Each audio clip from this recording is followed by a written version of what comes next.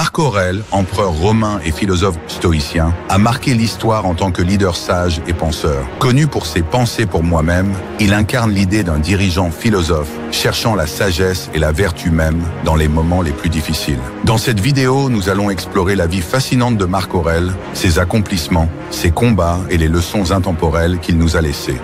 1. Jeunesse et formation. Marc Aurèle est né en 121 après Jésus-Christ à Rome, dans une famille noble et influente. Dès son jeune âge, il a été destiné à de hautes fonctions et son éducation a été orientée vers la philosophie et la rhétorique. Son précepteur Fronto l'a initié à la littérature et à l'art oratoire, mais c'est sa rencontre avec des philosophes stoïciens comme Junius Rusticus qui a eu le plus grand impact sur lui. Dès son adolescence, Marc Aurèle a été attiré par le stoïcisme, une philosophie qui prône la maîtrise de soi, la résilience et la vertu. Ce mélange d'éducation philosophique et politique l'a préparé à diriger un empire avec sagesse.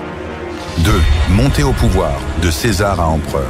En 161 après Jésus-Christ, Marc Aurèle est nommé empereur de Rome, partageant d'abord le pouvoir avec Lucius Verus. Contrairement à d'autres empereurs avant lui, Marc Aurèle a adopté une approche de leadership basée sur l'intégrité et l'humilité, inspirée par ses valeurs stoïciennes. Il a rapidement gagné la réputation d'un empereur juste, préférant la diplomatie à la violence lorsqu'il s'agissait de résoudre des conflits. Mais son règne a été marqué par des périodes de guerre, notamment contre les tribus germaniques le long des frontières du Danube, qu'il a dû défendre avec ténacité pour maintenir la stabilité de l'Empire.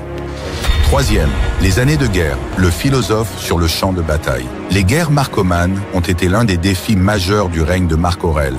Pendant près d'une décennie, il a dû mener ses légions contre des tribus germaniques envahissantes, tout en gérant des crises internes, comme une épidémie de peste qui a dévasté l'Empire. C'est durant ces années difficiles qu'il a écrit ses célèbres Pensées, un journal personnel dans lequel il consigne ses réflexions sur la vie, la vertu et la mort. Pour lui, les épreuves de la guerre étaient des opportunités de mettre en pratique la philosophie stoïcienne, en gardant son calme face aux défis et en prenant des décisions justes malgré la pression.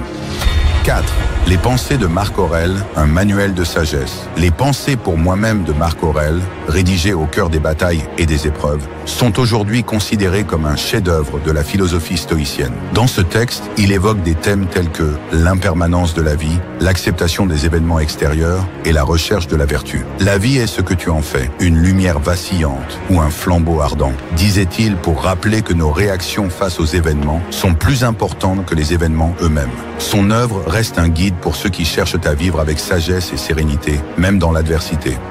5. L'héritage de Marc Aurèle, le dernier des bons empereurs. Marc Aurèle est souvent surnommé le dernier des bons empereurs, marquant la fin de la période connue comme le règne des 5 bons empereurs. Son décès en 180 après Jésus-Christ a laissé un vide dans l'Empire romain et son successeur Commode n'a pas su perpétuer son héritage de sagesse et de justice. Cependant, l'influence de Marc Aurèle a survécu à travers les siècles, notamment grâce à ses écrits qui ont inspiré des générations de philosophes, de dirigeants et de penseurs. L'impact. Philosophie de Marc Aurèle, la modernité du stoïcisme. Le stoïcisme de Marc Aurèle a profondément influencé la philosophie occidentale. Sa vision de la vie, de la mort, de la vertu et de la maîtrise de soi résonne encore aujourd'hui. Pour lui, la vraie puissance réside dans la maîtrise de soi et l'acceptation de ce qui échappe à notre contrôle. Ne cherche pas à ce que les événements arrivent comme tu le souhaites, mais souhaite qu'ils arrivent comme ils arrivent, et tu seras heureux. Une citation d'Épictète qu'il a souvent mise en pratique dans sa propre vie. Cette approche stoïcienne reste pertinente à notre époque où les défis personnels et professionnels demandent résilience et réflexion. Marc Aurèle, l'empereur philosophe, reste une figure intemporelle de la sagesse et de la résilience. Sa vie, marquée par les défis, les guerres et les réflexions philosophiques, nous rappelle que la véritable grandeur réside dans la quête de la vertu et la maîtrise de soi. Commente ci-dessous ce que tu retiens de Marc Aurèle et de sa philosophie et abonne-toi pour plus de contenu inspirant sur les grands penseurs de l'histoire. Bienvenue sur Alpharaon. Aujourd'hui, on plonge dans un sujet fondamental pour ceux qui veulent maîtriser leurs émotions et vivre une vie imperturbable, le stoïcisme. Cette philosophie millénaire, pratiquée par des figures comme Marc Aurèle et Épictète, continue de résonner dans notre monde moderne. Que tu cherches à mieux gérer les défis quotidiens ou à cultiver une paix intérieure, ces principes stoïciens peuvent t'aider à forger une résilience inébranlable. 1. Qu'est-ce que le stoïcisme? Le stoïcisme est une école philosophique fondée par Zénon de Kition à la fin du IVe siècle avant notre ère à Athènes. Cette philosophie prône l'acceptation sereine du destin et la maîtrise de soi. Le stoïcisme enseigne qu'il faut vivre en accord avec la nature et se détacher des émotions perturbatrices pour atteindre le bonheur. 2. L'histoire du stoïcisme. Le stoïcisme a pris racine dans la Grèce antique au IVe siècle avant notre ère, fondée par Zénon de Kition, et s'est étendu à la Rome impériale, influençant des personnalités telles que Sénèque, Épictète et l'empereur Marc Aurèle. Après un déclin au IIIe siècle, notamment sous l'influence croissante du christianisme, il a connu un regain d'intérêt durant la Renaissance, XVe, XVIe siècle, inspirant de nombreux penseurs de l'époque et reste pertinent à notre époque contemporaine, en particulier dans le domaine du développement personnel. 3. La sagesse stoïcienne. Pour les stoïciens, la sagesse consiste à accepter les événements sans se laisser dominer par ses émotions. Marc Aurèle disait « Tu as pouvoir sur ton esprit, pas sur les événements extérieurs ». En d'autres termes, la véritable force réside dans notre capacité à maîtriser nos jugements, à rester impassible face aux événements incontrôlables et à cultiver une paix intérieure face à l'imprévu. 4. Ce qui dépend de nous et ce qui ne dépend pas de nous. Les stoïciens distinguent ce qui est sous notre contrôle et ce qui ne l'est pas. Épictète, célèbre philosophe stoïcien, soulignait que nous devons concentrer notre énergie sur nos actions et nos pensées, plutôt que sur des choses extérieures que nous ne pouvons pas changer. Ce qui trouble les hommes, ce ne sont pas les choses, mais les opinions qu'ils en ont, disait-il. Par exemple, face à une situation difficile comme un licenciement, un stoïcien chercherait à se concentrer sur sa réaction et sa capacité à s'adapter, plutôt que de se lamenter sur l'événement lui-même. 5. La vertu comme seul bien. Le stoïcisme enseigne que la vertu est le seul vrai bien pour l'humain. Selon Sénèque, la vertu consiste à agir en accord avec la raison, indépendamment des circonstances extérieures. Les biens matériels tels que la richesse et la santé sont considérés comme indifférents. Ils n'ont de valeur que si nous les utilisons conformément à la vertu. Par exemple, la richesse n'est bonne que si elle est utilisée pour de bonnes actions. Le sage stoïcien s'efforce de vivre en conformité avec la raison universelle, en recherchant toujours la vertu au-dessus des plaisirs ou des possessions matérielles. 6. Et la maîtrise de soi. Les émotions, les stoïciens considèrent certaines émotions comme nuisibles car elles proviennent de jugements erronés. Comme l'explique Épictète, ces émotions naissent de notre perception déformée de la réalité. Les stoïciens cherchent à remplacer ces jugements par une compréhension rationnelle du monde, ce qui leur permet de développer une volonté en accord avec la nature, appelée pro-hérésis. Par exemple, face à la colère, le stoïcien se rappelle que ce n'est pas l'événement lui-même qui est mauvais, mais son jugement à son égard, et cherche ainsi à transformer cette réaction en compréhension sereine. Cette figure centrale du stoïcisme, Marc Aurèle, empereur de Rome, est l'une des figures les plus emblématiques du stoïcisme. Ses pensées pour moi-même révèlent comment il mettait en pratique les enseignements stoïciens dans sa vie quotidienne, même face aux responsabilités exigeantes de l'Empire. Pour Marc Aurèle, vivre stoïquement signifiait s'élever au-dessus des perturbations du monde extérieur afin d'atteindre une paix intérieure durable. Il voyait dans la philosophie un guide pour mener une vie vertueuse, fondée sur la raison et l'harmonie avec la nature.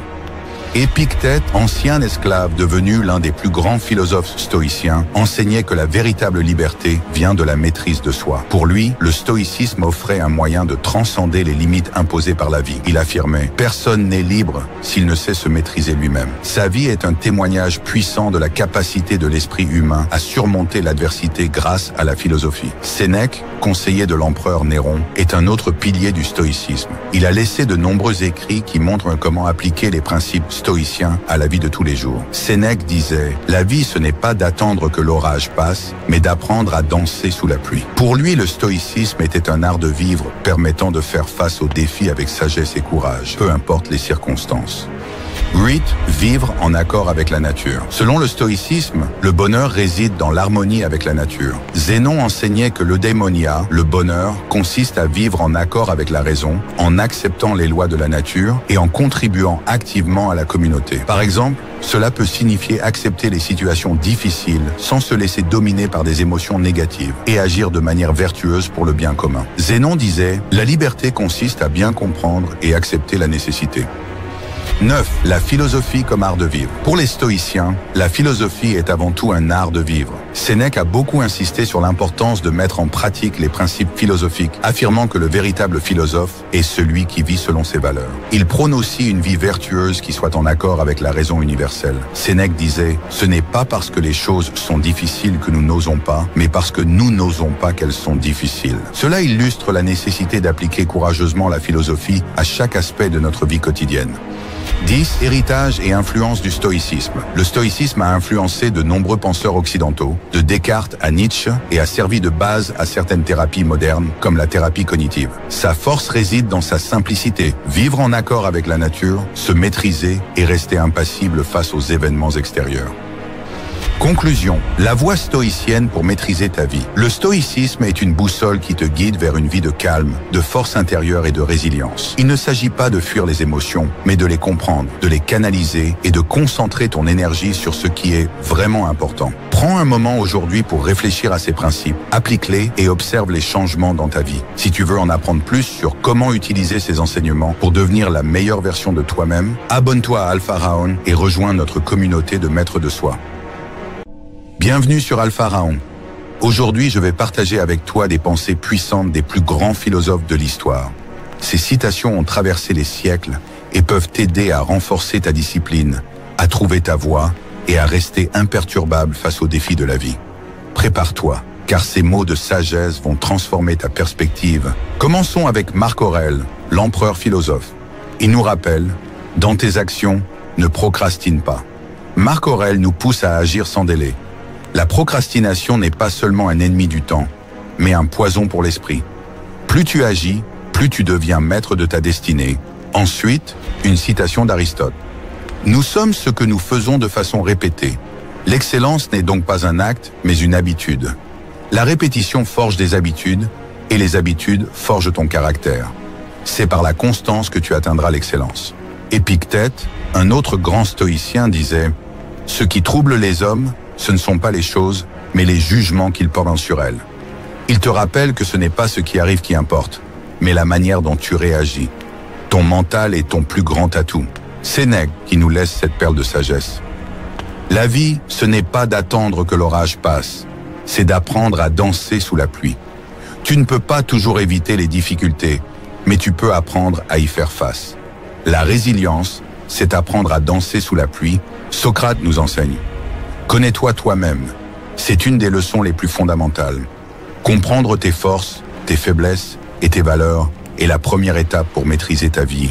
Platon, disciple de Socrate, ajoutait « Le premier et le plus grand triomphe, c'est de se maîtriser. Maîtriser ses impulsions et ses désirs, c'est obtenir la vraie liberté. » Confucius, l'un des plus grands penseurs d'Asie, disait « Celui qui déplace une montagne commence par déplacer de petites pierres. » Cela nous rappelle que chaque grand projet commence par des petites étapes.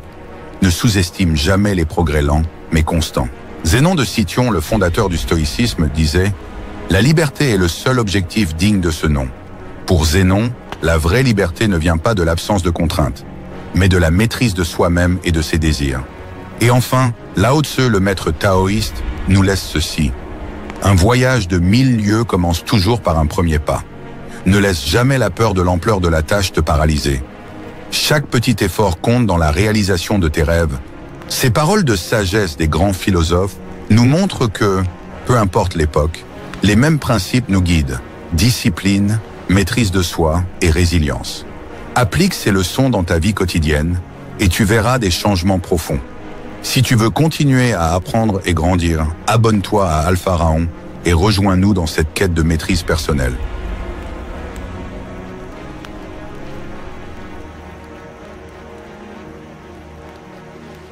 Tout le monde cherche le bonheur. Pourtant, plus on le cherche, plus il semble nous échapper. L'homme moderne croit qu'il trouvera la paix dans la richesse, dans la reconnaissance, dans le plaisir instantané. Mais s'il suffisait d'avoir plus pour être heureux, alors pourquoi tant de personnes riches, célèbres ou puissantes, sombrent-elles dans la dépression? Les philosophes de l'Antiquité avaient déjà compris une chose essentielle. Le bonheur ne dépend pas de ce que tu possèdes, mais de la manière dont tu perçois et gères ta propre existence. Aujourd'hui, je vais te montrer ce que les plus grands penseurs de l'histoire savaient sur le bonheur et comment appliquer leurs principes pour transformer ta vie. Le bonheur n'est pas une destination, mais une discipline. Nous vivons dans une illusion collective, celle que le bonheur viendra un jour quand on aura atteint tel ou tel objectif. On se dit, quand j'aurai plus d'argent, je serai heureux. Quand j'aurai cette voiture, cette maison, cette relation, ma vie sera parfaite. Mais Sénèque nous rappelle une vérité brutale. Tu agis comme si tu allais vivre éternellement, mais la vie est maintenant. Si tu n'es pas heureux aujourd'hui, rien ne garantit que tu le seras demain. Le bonheur est une discipline, un entraînement quotidien, un état d'esprit à cultiver chaque jour. Accepter ce que tu ne contrôles pas, la clé de la paix intérieure. Les stoïciens enseignaient un principe fondamental. Le bonheur dépend de notre capacité à accepter ce que nous ne pouvons pas changer. Beaucoup de gens passent leur vie à se plaindre de leur passé, de l'économie, de la politique, des autres. Ils gaspillent leur énergie sur des choses qu'ils ne maîtrisent pas. Épictète, ancien esclave devenu philosophe, a dit une phrase qui devrait être gravée dans ton esprit. Il y a deux choses, ce qui dépend de toi et ce qui n'en dépend pas. Concentre-toi uniquement sur ce qui est entre tes mains. Si tu veux être heureux, arrête de perdre du temps sur ce que tu ne peux pas contrôler. Prends le plein pouvoir sur ce que tu peux changer. Trouvez la liberté dans la simplicité. Les philosophes grecs et romains vivaient avec peu de possessions, mais une richesse intérieure immense. Diogène, qui a choisi de vivre dans un tonneau, disait à Alexandre le Grand, « Tu n'as aucun pouvoir sur moi, car tu n'as rien que je désire. » Le message est clair. Plus tu es dépendant des choses extérieures pour être heureux, plus tu es esclave. Cela ne signifie pas qu'il faut renoncer à tout, mais que ton bonheur ne doit jamais être conditionné à ce que tu possèdes. Pose-toi cette question. Si demain tu perdais tout ce que tu as, serais-tu toujours en paix avec toi-même? Si la réponse est non, alors tu es trop attaché à des illusions. Accepter ce que tu ne contrôles pas, la clé de la paix intérieure. Les stoïciens enseignaient un principe fondamental. Le bonheur dépend de notre capacité à accepter ce que nous ne pouvons pas changer. Beaucoup de gens passent leur vie à se plaindre de leur passé, de l'économie, de la politique, des autres. Ils gaspillent leur énergie sur des choses qu'ils ne maîtrisent pas. Épictète, ancien esclave devenu philosophe, a dit une phrase qui devrait être gravée dans ton esprit. Il y a deux choses, ce qui dépend de toi et ce qui n'en dépend pas. Concentre-toi uniquement sur ce qui est entre tes mains. Si tu veux être heureux, arrête de perdre du temps sur ce que tu ne peux pas contrôler. Prends le plein pouvoir sur ce que tu peux changer. Trouvez la liberté dans la simplicité. Les philosophes grecs et romains vivaient avec peu de possessions, mais une richesse intérieure immense. Diogène, qui a choisi de vivre dans un tonneau, disait à Alexandre le Grand, « Tu n'as aucun pouvoir sur moi, car tu n'as rien que je désire. » Le message est clair. Plus tu es dépendant des choses extérieures pour être heureux, plus tu es esclave. Cela ne signifie pas qu'il faut renoncer à tout, mais que ton bonheur ne doit jamais être conditionné à ce que tu possèdes. Pose-toi cette question. Si demain tu perdais tout ce que tu as, serais-tu toujours en paix avec toi-même? Si la réponse est non, alors tu es trop attaché à des illusions. L'importance du moment présent, l'erreur que tout le monde fait. Beaucoup de gens passent leur vie prisonniers du passé ou obsédés par l'avenir. Ils regrettent des décisions, ils ressassent des erreurs, ou alors ils projettent leur bonheur sur un futur hypothétique. Et ils oublient de vivre maintenant. Marc Aurèle, empereur et philosophe, disait « Ne gaspille pas ton temps à imaginer un futur incertain. Concentre-toi sur ce que tu peux faire aujourd'hui. Là tout de suite, tu es en vie. C'est la seule certitude que tu as. Alors pourquoi attendre pour commencer à être heureux? Le bonheur vient de l'action, pas de la réflexion. Un des pièges de la philosophie, c'est de croire que penser à une meilleure vie suffit. Mais la vraie transformation vient toujours de l'action. Sénèque disait « Ce n'est pas parce que nous savons ce qui est bon que nous le faisons. La clé du bonheur, ce n'est pas de comprendre des concepts abstraits. C'est de mettre en place des rituels concrets qui t'apportent de la satisfaction et du sens. Prends du temps chaque jour pour apprendre quelque chose de nouveau. Bouge ton corps, car un esprit fort vit dans un corps fort. Prends des décisions qui te rapprocheront de la vie que tu veux, même si elles sont inconfortables. Le bonheur n'est pas une quête, c'est une série d'actions alignées avec ce qui a du sens pour toi. Conclusion. Les philosophes savaient ce que la plupart des gens ignorent encore aujourd'hui. Ce n'est ni l'argent, ni la réussite, ni les possessions qui apportent le bonheur. C'est la manière dont tu vis chaque instant. Accepte ce que tu ne peux pas changer et prends le contrôle de ce qui dépend de toi. Simplifie ta vie pour être libre intérieurement. Vis dans le présent et agis au lieu de trop réfléchir. Le bonheur est entre tes mains. La question est, vas-tu en prendre le contrôle dès aujourd'hui? Dis-moi en commentaire, quelle est la leçon philosophique qui te parle le plus? Dans un monde où tout s'accélère, où les émotions dictent les actions, et où l'opinion des autres semble primer sur tout, il est de plus en plus difficile de garder son calme et sa force intérieure. Pourtant, depuis plus de 2000 ans, une philosophie enseigne l'art de l'invincibilité mentale, le stoïcisme. Les plus grands guerriers, empereurs et penseurs s'y sont formés. De Marc Aurèle à Épictète, en passant par Sénèque, Cette philosophie a forgé des hommes capables d'affronter n'importe quelle tempête sans fléchir. Aujourd'hui, on va voir 7 leçons stoïciennes qui, si tu les appliques, feront de toi un homme inébranlable. Tu ne contrôles pas ce qui t'arrive, mais tu contrôles ta réaction. La plupart des gens passent leur vie à se plaindre des événements extérieurs. Ils accusent les circonstances, la malchance, les autres, mais ils oublient une chose essentielle. Tu ne peux pas contrôler le monde, mais tu peux contrôler ta façon de l'affronter. Comme le disait Épictète, ce qui trouble les hommes, ce ne sont pas les choses elles-mêmes, mais les jugements qu'ils portent sur ces choses. Une insulte, un échec, une trahison, tout cela n'a aucune signification intrinsèque. C'est toi qui leur donnes un sens. Un homme stoïcien ne réagit pas au chaos, il reste maître de lui-même. Exercice immédiat. À partir d'aujourd'hui, chaque fois que tu ressens une montée d'émotion face à une situation négative, fais une pause, respire et demande-toi, est-ce que cette situation mérite vraiment que je lui donne autant de pouvoir? Tout ce qui arrive était censé arriver. Nous passons trop de temps à regretter le passé ou à souhaiter que les choses aient été différentes. Mais le stoïcisme nous enseigne une vérité simple et puissante. Tout ce qui arrive était destiné à arriver. Marc Aurèle l'expliquait ainsi, « L'univers est changement, notre vie est ce que nos pensées en font. Lutter contre ce qui est déjà arrivé, c'est se battre contre l'inévitable. Un homme fort accepte le passé, adapte le présent et façonne son futur. » Application immédiate. La prochaine fois que quelque chose ne se passe pas comme prévu, ne perds pas ton énergie à résister. Dis-toi, c'est arrivé, je ne peux pas le changer. Maintenant, quelle est la meilleure action à prendre? L'homme fort embrasse la douleur au lieu de la fuir. La douleur n'est pas ton ennemi. Elle est ton professeur. Comme le disait Sénèque, la souffrance fait partie de l'apprentissage. Ceux qui réussissent ne sont pas ceux qui évitent dans la souffrance, mais ceux qui l'utilisent comme un carburant pour progresser. Regarde les guerriers spartiates. Ils s'entraînaient dans des conditions extrêmes, non pas parce qu'ils aimaient souffrir, mais parce qu'ils savaient que seule la discipline forgeait des hommes puissants. Défi immédiat. Pendant une semaine, impose-toi un inconfort volontaire. Douche froide, se lever 1 heure plus tôt, s'entraîner sans excuse. Dire non aux distractions. Habitue-toi à l'inconfort et tu deviendras plus fort. L'opinion des autres est insignifiante. Combien de personnes passent leur vie à vouloir plaire aux autres, à craindre d'être jugées, à se conformer pour éviter la critique? Le stoïcien ne se soucie pas du regard des autres. Il suit son propre chemin, indépendamment des louanges ou des critiques. Marc Aurèle disait « Quand tu fais quelque chose, ne t'attends pas à ce que les autres le comprennent immédiatement. Reste sur ta voie. Mets cela en pratique dès maintenant. Si tu hésites à faire quelque chose par peur du jugement, fais-le quand même. Chaque fois que tu choisis l'authenticité plutôt que la validation des autres, tu deviens plus libre. L'instant présent est tout ce qui existe. Nous sommes obsédés par le futur et enfermés dans le passé, oubliant la seule chose qui importe, le moment présent. Les stoïciens vivaient selon un principe simple. Chaque jour est une vie entière. Ce que tu fais maintenant détermine ce que tu seras demain. Comme le disait Épictète, ne gaspille pas ton temps à imaginer un futur incertain. Concentre-toi sur ce que tu peux faire aujourd'hui.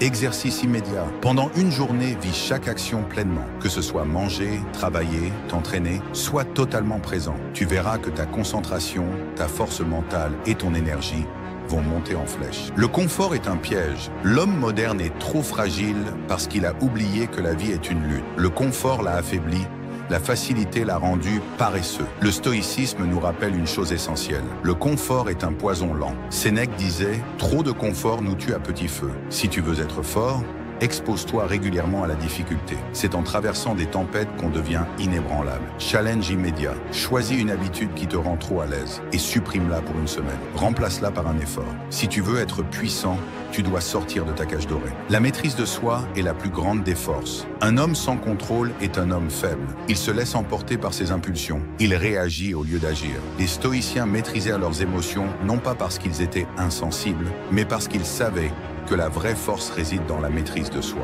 Application immédiate. Pendant une semaine, évite toute réaction impulsive. Que ce soit une dispute, une envie soudaine ou une distraction, prends une pause, réfléchis et décide avec calme. Conclusion. Si tu appliques ces 7 leçons, tu deviendras inarrêtable. La vie est imprévisible, les défis sont constants, mais seuls ceux qui possèdent une force intérieure survivent et dominent. Alors la question est simple, vas-tu continuer à être dominé par tes émotions et ton environnement ou vas-tu devenir maître de toi-même? Dis-moi en commentaire, quelle est la leçon stoïcienne qui te parle le plus? Lorsque tu échoues, tu as 2 choix. Abandonner ou continuer. Ceux qui continuent sont ceux qui ont une raison profonde, un pourquoi tellement puissant qu'il leur donne la force de surmonter les pires épreuves. Comme l'a dit Nietzsche, Celui qui a un pourquoi peut endurer tous les comment. Regarde les grandes figures de l'histoire. Elon Musk a failli faire faillite avec SpaceX, mais il savait pourquoi il voulait réussir. Oprah Winfrey a surmonté des traumatismes et une pauvreté extrême, car elle savait où elle allait. Et toi, quel est ton pourquoi? Si tu ne l'as pas encore trouvé, prends le temps d'y réfléchir. Parce que sans lui, au premier échec, tu lâcheras tout. L'échec est une épreuve mentale que seul l'effort surmonte. L'échec ne brise pas ceux qui sont prêts à l'affronter. Il brise ceux qui ne sont pas préparés mentalement. Épictète disait: ce qui trouble les hommes, ce ne sont pas les choses elles-mêmes, mais les jugements qu'ils portent sur ces choses. En d'autres termes, ce n'est pas l'échec qui te détruit, mais la façon dont tu l'interprètes. Un échec peut être vu de deux manières. Soit tu y vois une preuve que tu es incapable, soit tu y vois un test qui te prépare à un niveau supérieur. Laquelle des deux visions choisis-tu? L'échec est un filtre naturel.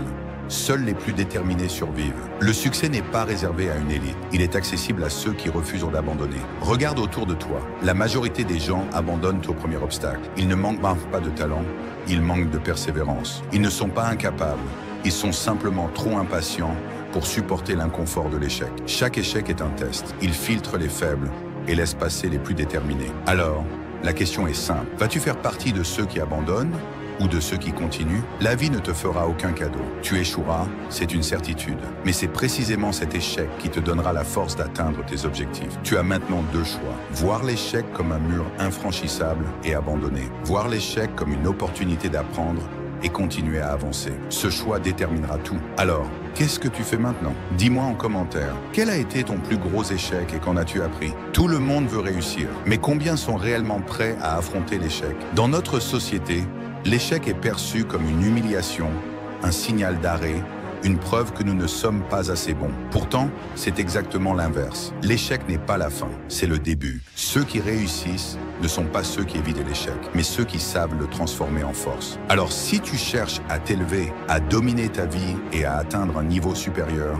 il est temps d'accepter une vérité inconfortable. L'échec est une nécessité. L'échec n'est pas une fin, c'est une étape vers le succès. Tomber est inévitable. Mais rester à terre, c'est un choix. Marc Aurèle l'a dit avec sagesse. Ce qui se dresse en travers de la route devient la roue.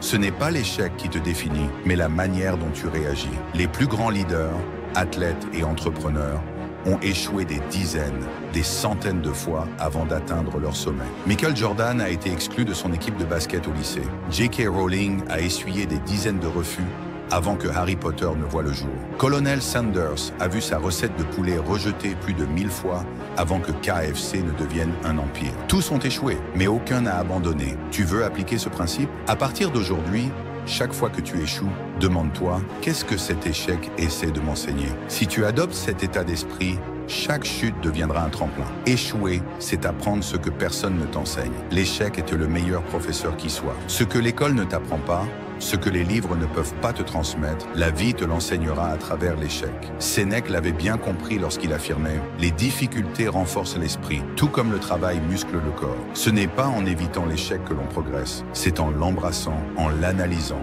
en tirant les leçons qui s'imposent. Si tu refuses l'échec, tu te prives d'un apprentissage fondamental. Alors, cesse d'avoir peur. Échoue, mais échoue intelligemment. » L'esprit humain est constamment assailli par le bruit. Notifications, stress, obligations. Dans ce chaos moderne, peu sont ceux qui parviennent à garder le contrôle. Pourtant, les élites, dirigeants, artistes, stratèges, combattants ont une arme secrète que la plupart ignorent, la méditation. Certains y voient une mode, une pratique spirituelle réservée aux moines bouddhistes. Ils se trompent. Derrière cette discipline se cache un outil redoutable, utilisé par des figures comme Steve Jobs, Marcus Aurelius et les Navy Seals pour affûter leur esprit, renforcer leur concentration et mieux affronter les défis. Ce n'est pas un simple exercice de relaxation, c'est une stratégie de puissance mentale. L'esprit indiscipliné est une faiblesse. Nous sommes dans une époque où tout est conçu pour capter notre attention. Publicité, réseaux sociaux, informations en boucle. Les distractions sont partout. Un esprit dispersé est un esprit faible, vulnérable, facilement manipulable. Regarde autour de toi. Pourquoi certains avancent avec une clarté absolue pendant que d'autres sautent d'une idée à l'autre sans jamais rien accomplir? La différence ne se joue pas seulement sur l'intelligence ou la chance. Elle se joue sur la capacité à dominer son propre esprit. Marc Aurèle, empereur romain et maître du stoïcisme, répétait à lui-même « Nulle part l'homme ne trouve un refuge plus paisible que dans son propre esprit. » Si ton esprit est un champ de bataille, tu ne pourras jamais être stratégique dans tes décisions. C'est là que la méditation devient une arme. Méditer, ce n'est pas fuir, c'est affronter la réalité. Beaucoup pensent que méditer, c'est fuir le monde. C'est faux. Les plus grands guerriers, rois et stratèges de l'histoire, ne se sont pas retirés du monde pour méditer. Ils ont médité pour mieux affronter le monde. Les samouraïs pratiquaient le Zanshin, un état d'hyperconscience leur permettant de réagir en une fraction de seconde. Les Navy Seals s'entraînent à des techniques de méditation pour maîtriser leur souffle sous une pression extrême. Comme l'a dit Sun Tzu, si ton esprit est troublé avant le combat, tu es déjà vaincu. La méditation n'est pas une évasion, c'est un entraînement. Elle renforce la capacité à rester calme dans l'adversité, à observer sans réagir impulsivement, à voir la vérité sans être aveuglé par ses émotions. Le silence intérieur, un luxe des hommes puissants. Les faibles parlent trop, les forts savent écouter, observer et attendre le bon moment pour agir. Quand tu maîtrises ton esprit, tu ne réagis plus de manière impulsive. Tu observes, tu anticipes, tu laisses les autres s'agiter pendant que toi, tu restes immobile comme une montagne, prêt à frapper au bon moment. Sénèque écrivait « Celui qui apprend à être seul avec lui-même n'a plus besoin de l'approbation des autres. » Pourquoi crois-tu que les élites prennent du temps pour méditer chaque jour? Parce qu'ils savent que dans le silence, ils trouvent des réponses que les autres ne verront jamais. L'exercice simple qui peut changer ta perception du monde. Si la méditation est une arme, encore faut-il savoir l'utiliser correctement. Pas besoin de passer des heures assis en tailleur. La clé, c'est l'intention. Commence par cet exercice. 1. Ferme les yeux et concentre-toi uniquement sur ta respiration. Ressens l'air entrer et sortir. Rien d'autre n'existe. 2. Observe tes pensées sans t'y accrocher. Imagine qu'elles sont comme des nuages dans le ciel. Elles passent, mais toi, tu restes ancré. 3. Reste dans cet état pendant seulement 5 minutes, puis rouvre les yeux. Si tu fais cet exercice chaque jour, même un court instant, tu commenceras à percevoir les choses différemment. Méditer, c'est programmer ton cerveau pour la réussite. Les neurosciences confirment ce que les sages savaient depuis des millénaires. La méditation modifie littéralement la structure du cerveau. Elle renforce le cortex préfrontal, la zone de la prise de décision, tout en réduisant l'amygdale, le centre de la peur et du stress. En d'autres termes, méditer te rend plus rationnel, plus stable, plus fort mentalement. Regarde des hommes comme Steve Jobs, un pionnier de la technologie, qui méditait chaque matin avant de prendre les décisions les plus stratégiques d'Apple. Il savait que la clarté mentale est une arme que peu possèdent. Les élites ne méditent pas pour se détendre, elles méditent pour dominer. Ceux qui maîtrisent leur esprit dominent ceux qui laissent le chaos intérieur dicter leurs actions. La méditation, bien plus qu'une simple pratique de bien-être, est un entraînement de puissance mentale que peu sont capables d'adopter. Apprends à calmer ton esprit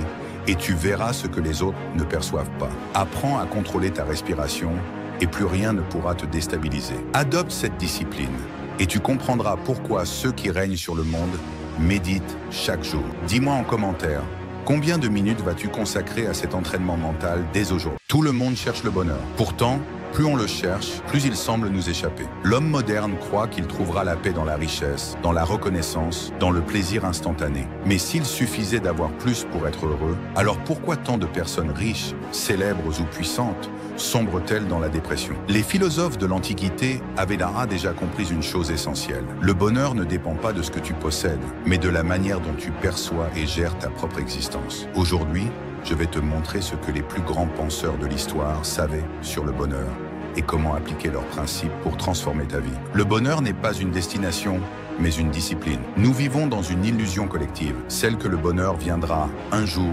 quand on aura atteint tel ou tel objectif. On se dit, quand j'aurai plus d'argent, je serai heureux. Quand j'aurai cette voiture, cette maison, cette relation, ma vie sera parfaite. Mais Sénèque nous rappelle une vérité brutale. Tu agis comme si tu allais vivre éternellement, mais la vie est maintenant. Si tu n'es pas heureux aujourd'hui, rien ne garantit que tu le seras demain. Le bonheur est une discipline, un entraînement quotidien, un état d'esprit à cultiver chaque jour. Accepter ce que tu ne contrôles pas, la clé de la paix intérieure. Les stoïciens enseignaient un principe fondamental. Le bonheur dépend de notre capacité à accepter ce que nous ne pouvons pas changer. Beaucoup de gens passent leur vie à se plaindre de leur passé, de l'économie, de la politique, des autres. Ils gaspillent leur énergie sur des choses qu'ils ne maîtrisent pas. Épictète, ancienne esclave devenue philosophe, a dit une phrase qui devrait être gravée dans ton esprit. Il y a deux choses, ce qui dépend de toi et ce qui n'en dépend pas. Concentre-toi uniquement sur ce qui est entre tes mains. Si tu veux être heureux, arrête de perdre du temps sur ce que tu ne peux pas contrôler. Prends le plein pouvoir sur ce que tu peux changer. Trouvez la liberté dans la simplicité. Les philosophes grecs et romains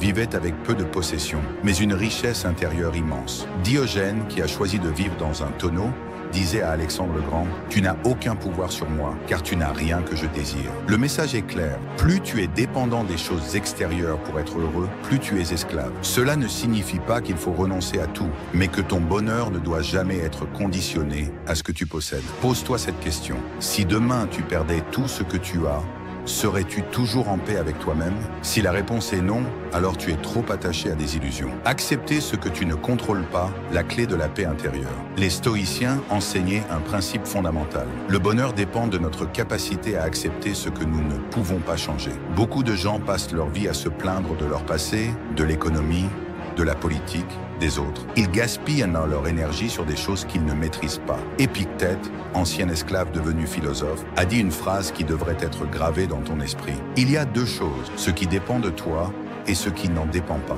Concentre-toi uniquement sur ce qui est entre tes mains. Si tu veux être heureux, arrête de perdre du temps sur ce que tu ne peux pas contrôler. Prends le plein pouvoir sur ce que tu peux changer. Trouvez la liberté dans la simplicité. Les philosophes grecs et romains vivaient avec peu de possessions, mais une richesse intérieure immense. Diogène, qui a choisi de vivre dans un tonneau, disait à Alexandre le Grand, « Tu n'as aucun pouvoir sur moi, car tu n'as rien que je désire. » Le message est clair. Plus tu es dépendant des choses extérieures pour être heureux, plus tu es esclave. Cela ne signifie pas qu'il faut renoncer à tout, mais que ton bonheur ne doit jamais être conditionné à ce que tu possèdes. Pose-toi cette question. Si demain tu perdais tout ce que tu as, serais-tu toujours en paix avec toi-même? Si la réponse est non, alors tu es trop attaché à des illusions. L'importance du moment présent, l'erreur que tout le monde fait. Beaucoup de gens passent leur vie prisonniers du passé ou obsédés par l'avenir. Ils regrettent des décisions, ils ressassent des erreurs, ou alors ils projettent leur bonheur sur un futur hypothétique, et ils oublient de vivre maintenant. Marc Aurèle, empereur et philosophe, disait « Ne gaspille pas ton temps à imaginer un futur incertain. Concentre-toi sur ce que tu peux faire aujourd'hui. Là tout de suite, tu es en vie. C'est la seule certitude que tu as. Alors pourquoi attendre pour commencer à être heureux? Le bonheur vient de l'action, pas de la réflexion. Un des pièges de la philosophie, c'est de croire que penser à une meilleure vie suffit. Mais la vraie transformation vient toujours de l'action. Sénèque disait « Ce n'est pas parce que nous savons ce qui est bon que nous le faisons. » La clé du bonheur, ce n'est pas de comprendre des concepts abstraits. C'est de mettre en place des rituels concrets qui t'apportent de la satisfaction et du sens. Prends du temps chaque jour pour apprendre quelque chose de nouveau. Bouge ton corps, car un esprit fort vit dans un corps fort. Prends des décisions qui te rapprocheront de la vie que tu veux, même si elles sont inconfortables. Le bonheur n'est pas une quête, c'est une série d'actions alignées avec ce qui a du sens pour toi. Conclusion. Les philosophes savaient ce que la plupart des gens ignorent encore aujourd'hui. Ce n'est ni l'argent, ni la réussite, ni les possessions qui apportent le bonheur. C'est la manière dont tu vis chaque instant. Accepte ce que tu ne peux pas changer et prends le contrôle de ce qui dépend de toi. Simplifie ta vie pour être libre intérieurement. Vis dans le présent et agis au lieu de trop réfléchir. Le bonheur est entre tes mains. La question est, vas-tu en prendre le contrôle dès aujourd'hui? Dis-moi en commentaire, quelle est la leçon philosophique qui te parle le plus? La différence entre ceux qui réussissent et ceux qui stagnent se joue souvent la nuit. Pendant que les autres dorment ou se distraient, toi, tu as l'occasion de te préparer, de te discipliner et de prendre une longueur d'avance. Aujourd'hui, nous allons explorer 7 rituels puissants du soir inspirés de la sagesse de Marc Aurèle pour te préparer à conquérir le lendemain. Élimine les stimuli externes. La première étape pour une soirée productive, selon Marc Aurèle, est de couper les distractions. Télévision, réseaux sociaux, notifications, tout doit disparaître. Il est dans ton pouvoir de te retirer en toi-même à tout moment, disait-il. Utilise ce moment pour te déconnecter du bruit extérieur et te concentrer sur toi-même. La nuit est un moment idéal pour retrouver ta sérénité et te préparer mentalement pour le lendemain. Ce rituel te permet de baisser le niveau de stress et de commencer à recharger tes batteries pour les défis du jour suivant. 2. Fais de l'exercice physique léger. Marc Aurèle croyait en un esprit sain dans un corps sain. Même le soir, il est essentiel de bouger. Fais une promenade, pratique des étirements ou un léger entraînement pour détendre ton corps. L'exercice ne doit pas être intense. mais il aide à libérer des endorphines, des hormones qui améliorent l'humeur et permettent de mieux dormir. Cet exercice n'est pas pour l'esthétique, mais pour renforcer ta discipline et maintenir la clarté mentale. Un esprit clair et un corps prêt forment la base d'une productivité solide. Troisième, révise ta journée. Comme Marc Aurèle, prends le temps de réfléchir à ta journée. Demande-toi ce que tu as bien fait, ce que tu aurais pu améliorer et comment tu peux t'améliorer demain. Il disait: nous ne tirons pas de leçons de l'expérience, nous tirons des leçons de la réflexion sur l'expérience. En révisant ta journée, tu identifies les erreurs à éviter et les succès à répéter. Tenir un journal le soir peut augmenter de 25% ta performance en te forçant à réfléchir activement à ta progression. Cette pratique t'aide à aligner tes actions futures avec tes objectifs. Quatrième, planifie le lendemain. La meilleure manière de réussir ta journée commence la veille. Prépare-toi mentalement et physiquement pour ce qui t'attend demain. Que ce soit en choisissant ta tenue, en préparant ton sac ou en listant tes tâches prioritaires, tout cela te permet de réduire le stress matinal et d'être plus concentré. Marc Aurèle disait: ne remets jamais à demain ce que tu peux faire aujourd'hui. En éliminant les petites décisions du matin, tu libères ton esprit pour les tâches importantes et attaques la journée avec clarté et détermination. 5. Contemple les sages modèles. Chaque soir, Marc Aurèle se demandait: que ferait Zénon à ma place? Nous avons tous besoin de modèles pour inspirer notre chemin. Prends le temps de réfléchir à la personne que tu souhaites devenir et aux valeurs que tu admires. Se comparer à son moi idéal te pousse à te rapprocher de cette version de toi-même. C'est en gardant à l'esprit ce modèle que tu fermes les écarts de performance et deviens celui que tu veux réellement être. 6. Pratique la gratitude. En fin de soirée, prends un moment pour reconnaître les bonnes choses qui se sont produites dans ta journée. Selon Marc Aurèle, la gratitude renforce l'optimisme et te prépare mentalement à affronter les obstacles du lendemain. Liste 3 choses pour lesquelles tu es reconnaissant, que ce soit des réussites ou simplement des moments paisibles. Cultiver un état d'esprit positif chaque soir améliore non seulement ton sommeil, mais aussi ta motivation à réussir le lendemain. 7. Médite pour apaiser ton esprit. Enfin, termine ta soirée avec une séance de méditation stoïcienne. Assieds-toi dans un endroit calme, prends le temps de réfléchir sur tes pensées et de traiter tes émotions. Marc Aurèle pratiquait cette forme de méditation pour calmer son esprit avant de dormir. Ce rituel t'aide à libérer le stress accumulé tout au long de la journée et à aborder le sommeil avec un esprit apaisé. Le matin venu, tu te réveilleras avec une plus grande clarté et une meilleure disposition à réussir. Pendant que les autres dorment, prépare-toi. Utilise tes soirées pour te discipliner, réfléchir et t'améliorer.